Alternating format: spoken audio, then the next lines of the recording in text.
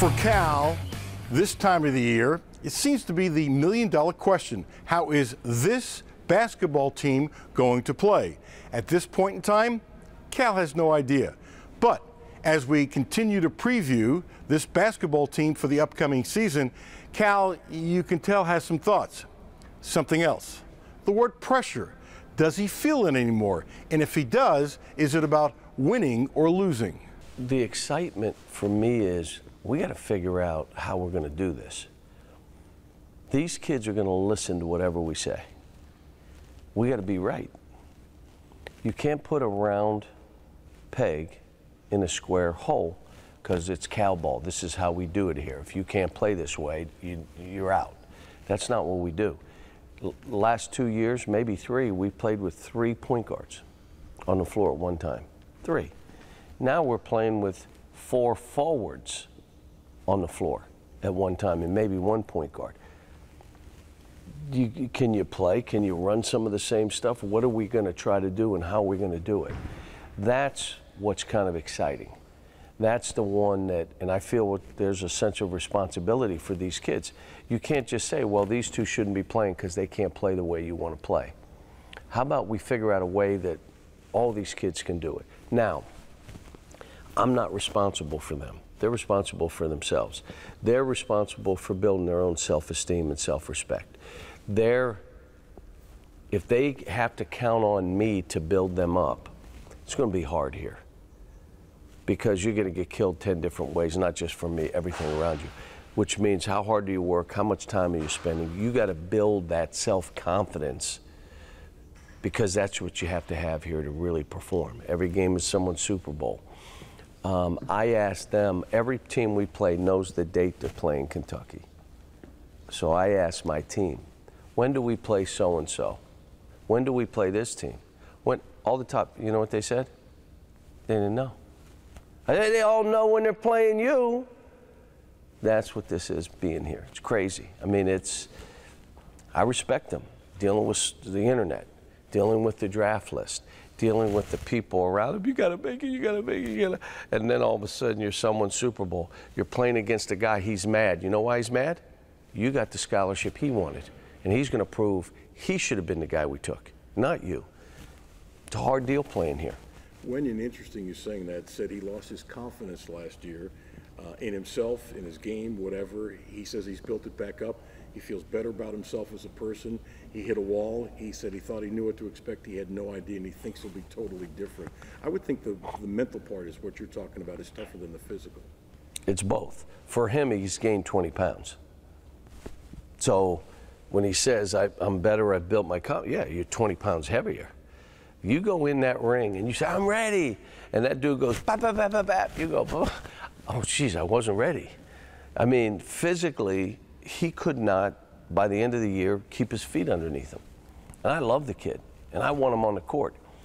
His AAU coach called me, and Vin said he got away from who he was, which is the active, high-energy deflections and all those things. He's the one that could do that for us, and he's doing it again. He's playing really well, really well. I thought it was interesting that as kids today don't often look back in history, your new point guard went all the way back and was studying tape going back to Rose and Memphis and knew all your point guards and what they were about and whatever. Here's a kid who's a student of the game, and he said this was the only place for him because of, he says he gets you because he's from Philly and he's used to Italian guys yelling and stuff like that. Yeah, he's quite a player. When I watched him, you know, you have to do something that dominates a game for 4 or 5 minutes. If you can't dominate a high school game, an AAU game for 4 or 5 minutes, how are you going to come here?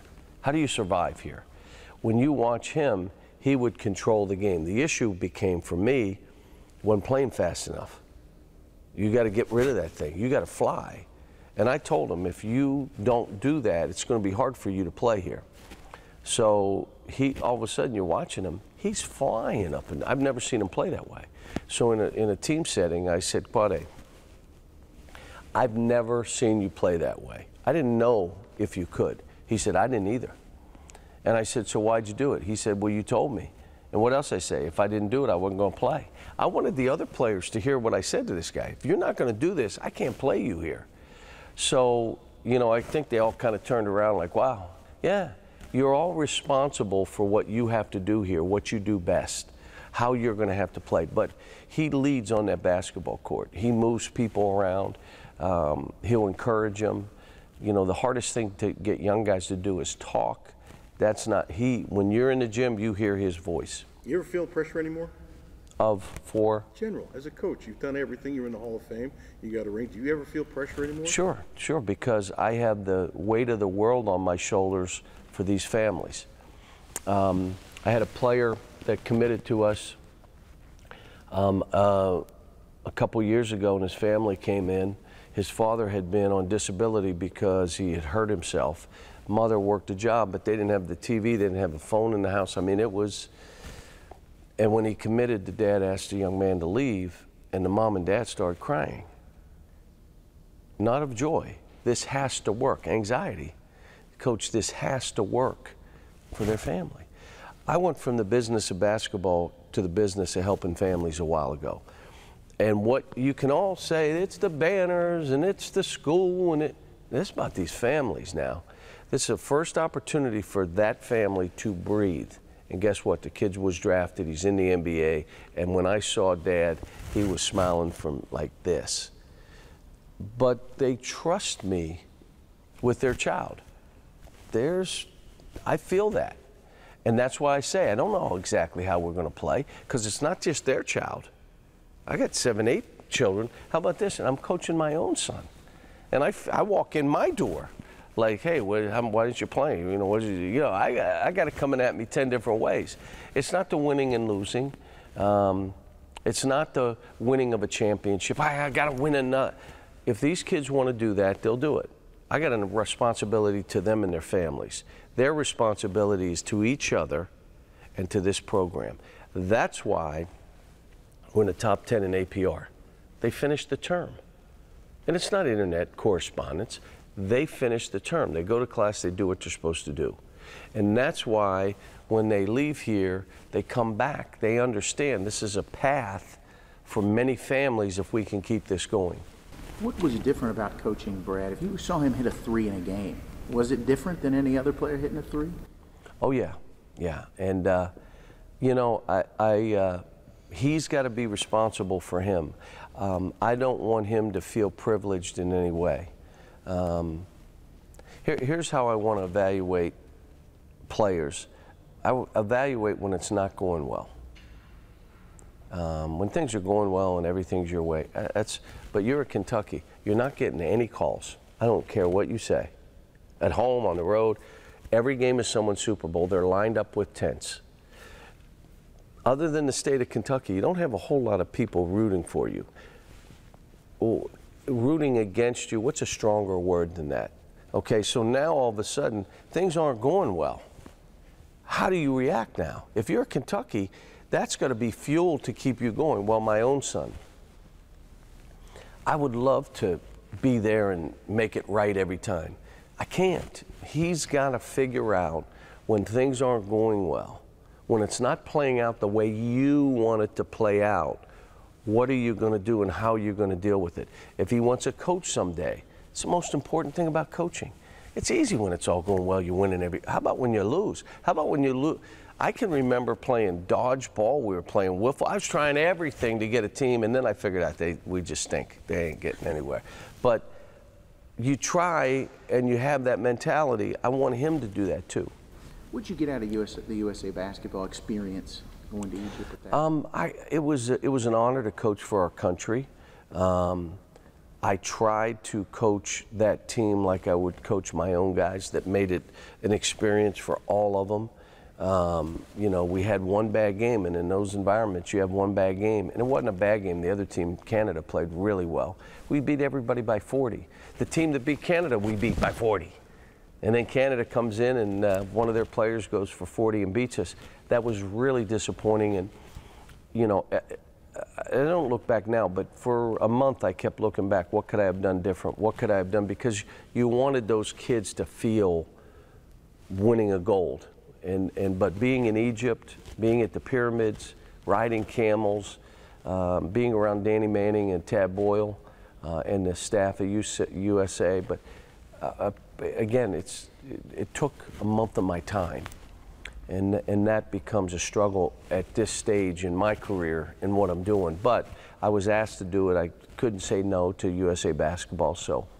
A month of your time too, isn't that the time when you can, if you ever have it, to get away for a minute? So were you able to do that at all? Yeah, I'm taking more time. I mean, I'm not embarrassed to tell people out there I take more time than I ever have in my life.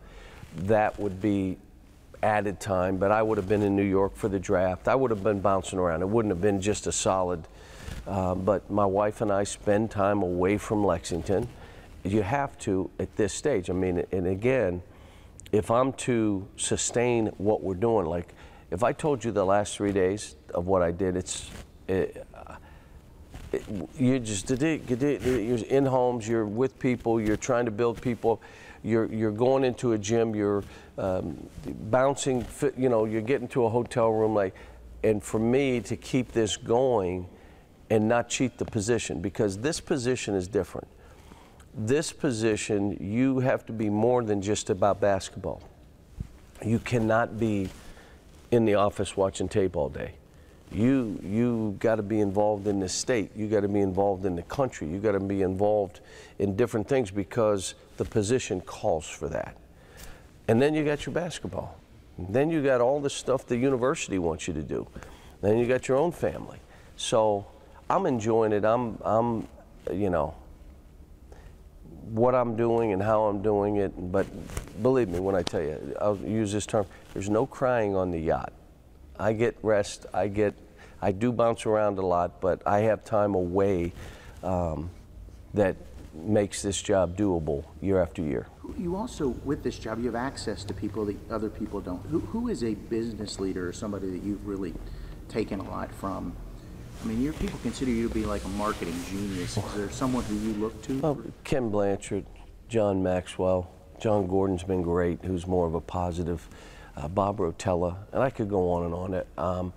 I love meeting with business leaders, and I always have the same question. Jim Murren is the CEO of MGM, and I say, tell me, how many employees do you have? 70,000. What? Really? Tell me how you treat your employees. What are different things you do to make it better for them? Well, we give them one meal a day to make sure we have our own health plan that is just us. We've hired 5 doctors that work with our people, but the people are responsible for all the stuff that's that keeps you on point. If you're supposed to get checkups, if you're supposed, you have to do it to be in this plan. Well, that's the kind of stuff I love hearing. How much do your people make? What's the average salaries? You know, when I speak to businesses, that's what my concern is. Are you creating an American dream for more people? If I speak to a room of 1,000, next time I speak, let's make this 2,000, where they can send their children to college. I'm reading a book, Beyond the Whistle, which talks about Aliquippa, Pennsylvania, where I'm right from that area. And my dad's mentioned in the book because he worked at the mill. He worked at the blast furnace. And we went down 51. He said, you see that red line? I used to work right next to that thing. And if I'd have stayed another year, I probably would have died. Lost 5 pounds every day. So you look, but that was the American dream. That was the way out then. Where is it now? And so, you know, our state especially, you know, there are many regions there's no hope. Well, you got to create hope. Business has got to come to Kentucky. You have to have people that have jobs. People don't want handouts. They'd rather have dignity. They'd rather have opportunity. And it's what they're teaching their children. My parents grew up. They wanted a better life for my sisters and I than they had. My parents were laborers. My mom worked in the high school cafeteria. We all have our college degrees now. Now you have, my daughter is a doctor, first doctor in our family. My sisters and I first college educated. That's what this is supposed to be. Where's it going now? So those are the kind of things that if I'm with business people, that I'll be asking, and the answers are really interesting too. Cal didn't say this, but it's obvious. His goal when he got here was to have a team that could have a legitimate shot at making the Final Four every year. And if you have teams like that, every now and then, you're going to get there. And he believes he's got a shot of getting back to the Final Four this season.